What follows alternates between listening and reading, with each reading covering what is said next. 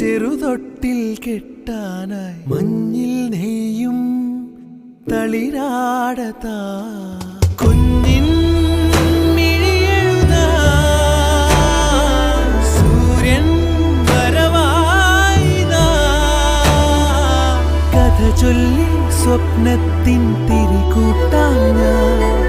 മുകിലോരം ചെന്നെത്താൻ ചിറകാവാൻ ഞാൻ അനന്ത